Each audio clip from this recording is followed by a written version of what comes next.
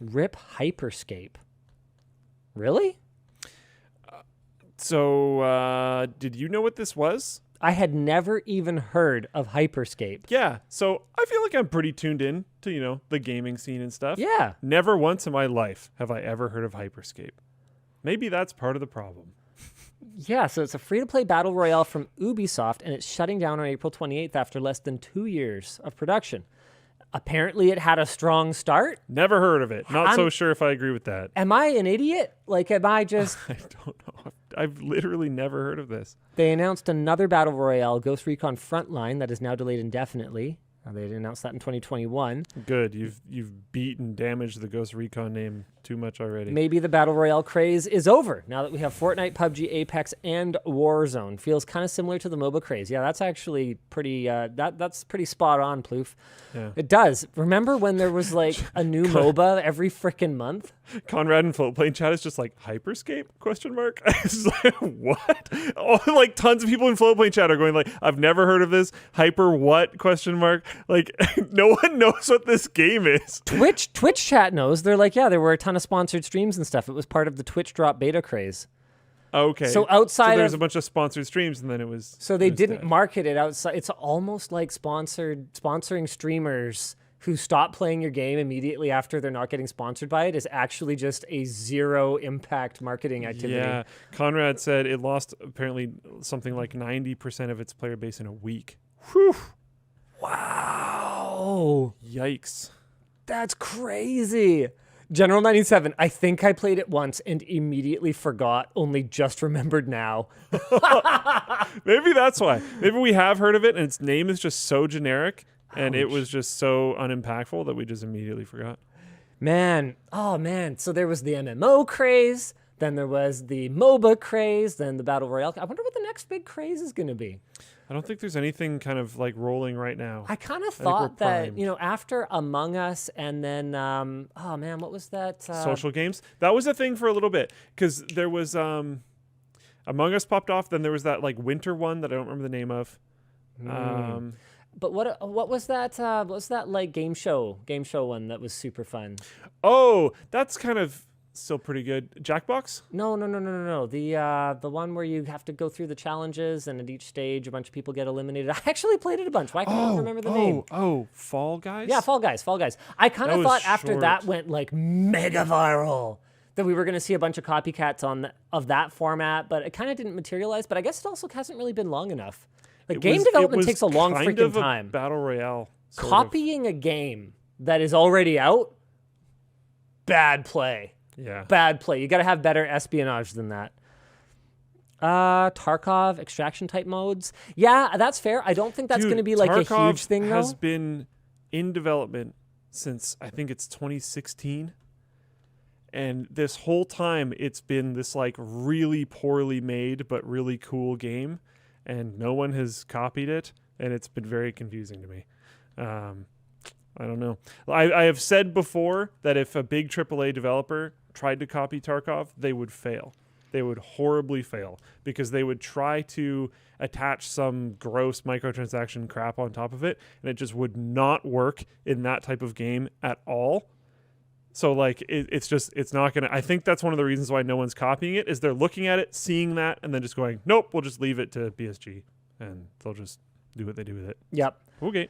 Yeah, man, it was funny going to shows like PAX, like during those eras. Do you remember, what was it called? WildStar, that MMO yeah. that was just like... Dude, the their most thing was baller, massive huge. booth for so many years. How long did that game even stay online? I don't think it was very long. 2 years? 3? They had I remember exactly where too. I could walk there if the convention was open right now. They had in the exact same spot for so many years. Like just the announcement, they had this massive amazing booth. Then they had like I think alpha, then they had the beta, just like year after year after year, this massive incredible booth, so much marketing money behind it, and then it just died because that came, you mentioned the MMO craze, that came at kind of a little bit past the end. Yep. So just no one really cared anymore. They weren't into it. And then like the next year, it was just every booth was a MOBA. Yeah. Just every booth. Yeah. So here it is. Released 2014, mid 2014 with a subscription. Free to play only a year later. That's Just over a year later. And then blah, blah, blah. On September of 2018, 3 years later, they announced the immediate closure of Carbine Studios and that WildStar would begin the process of winding down. And they wound down 2 months later, 2.5 months later. Ouch. The death of MMO servers is a really interesting thing to witness. Yeah. Every one that I've been a part of, I've tried to make local recordings of it so that I could because that's one of the things we've talked about on WAN Show before, and there's some videos on it online. You can't preserve MMOs. No, you can't do it. You can't. Because even if you spin up another version of it, you're not going to capture the same culture. You're not going to capture the same type of player base. Nope. Like the way that people played games in the past is actually different than the way that people approach playing games now. There was I brought this up the other day. There used to be this thing where, like, if you're playing an RPG, MMO or not, it doesn't matter. There used to be a thing where people would generally just wear the armor or weapons or whatever that looked the coolest. Mm-hmm. It's not a thing anymore. Everyone wants to min-max stuff. Mm-hmm. They don't care as much about aesthetics. They want to be the best. It's a very different that no way one ever of, was. Oh yeah, heck yeah. There's a very different way of approaching games these days. So you can't just spin up an old MMO and imagine it's going to be the same. No. So it's and really, I mean, interesting. even just the way that we interact online is so different. Oh, like yeah. It used to be that you had to have a crew. You had to have kind of like a tech savvy anchor to your crew, because someone had to set up the vent or mumble server and like maintain it. Yeah. Whereas nowadays everybody just kind of like jumps in Discord, so it's a different dynamic, and it's a lot of communities lot of used to ways have better. their own forums. yeah. Oh wow. Yeah, I remember that. So you had to have like someone who could do basic web admin stuff. Mm-hmm. Like it was really interesting, and just none of those things. You can't emulate that stuff anymore. I remember this is pretty off topic, but I remember back in the day, I used to run I figured out that you could change something in the like commands that were run when the program was opened. Wow, I haven't done this in forever. To make it so that you could actually open a second version of Ventrilo. Because if you didn't do that and you opened it again, it would just pull forward the currently running application. So I'd run 2 different versions of Vent, and I'd have different hotkeys for both, so I could like trash talk people that were there with my buddies while we were all like playing together. That was we were jerks, but I don't know. It's just everything's just so different now. People are going to Twitch stream whatever you do. There will, if you're in a big group of people playing, someone's probably streaming it. That's a very different experience. Like, it's just, I don't know. It's very weird.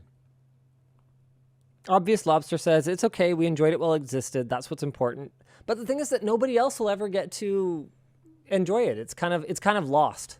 Yeah. Matthias says, VR MMOs are the future. Embrace it. I don't know if I could spend MMO amounts of time in VR. I think that'd be pretty tough for me. That'll be an interesting thing to see transition over time. I think they would need something like, this is like way future, but they would need something like Neuralink style to make that a thing, I think. Yeah, that's pretty tough. That's pretty tough. Yeah.